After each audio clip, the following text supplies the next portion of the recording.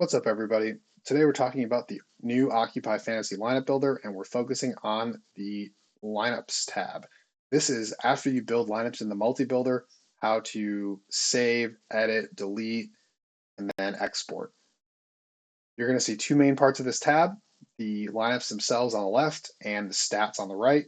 There's a draggable slider here, so you can look at the lineups on the full page, or you can go the other way, look at the stats on the full page, or you can keep it in the middle and do a little bit of both.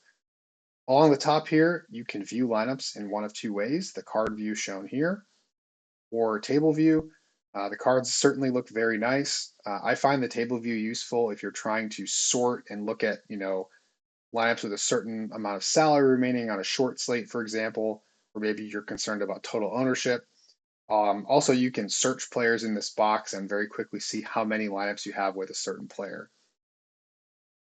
For slates that allow late swap after lock, you'll see this menu appear and you can upload a lineup CSV and make edits. We'll cover this in its own video. Global swapping, you can just swap out a player for another player as long as they're compatible and the price works. For each lineup, you can throw it away with this trash bin icon.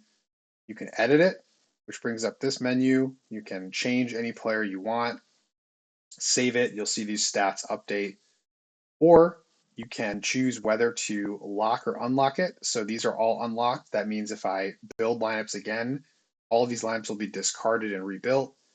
If I want to lock one, I click here, and this way the optimizer knows, hey, don't touch this lineup if you rebuild. The checkbox defaulted to blue means that this lineup will be exported if I go download with the button down here. If I uncheck this, you'll see this went down from 19 to 18. You could do these actions in bulk in the shortcuts menu.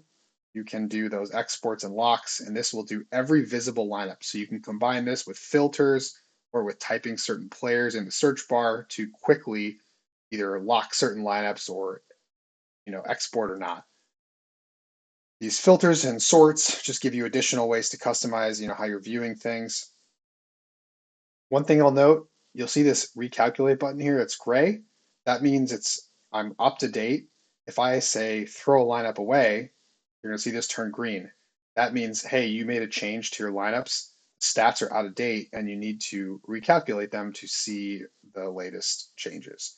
So I'll show you that. Let's give the stats a little room to breathe here. Let's go into team stacking. If I click this, you'll see a message updating, and then you saw this table refresh. This is a really good way to make sure that the changes you're making are doing what you want to do. Now the stats you're going to see will depend a little bit on each contest type and sport, but generally you'll always see player exposure. For any stacking, you're going to see the team stack exposure here. NFL has secondary stacking, so you see that one. And then you'll generally see some sort of representation of pairs. This is like saying for all lineups with Justin Jefferson, what percentage of them also have Seattle defense? This can be useful if you're trying to, vary your lineups and not be too concentrated. Once you're all done doing these activities and you want to download, all you have to do is click on this big button here. It'll bring up this sub menu. You can choose between downloading or emailing, and you can grab the stats with the lineups or just the lineups themselves. That's going to do it for this video.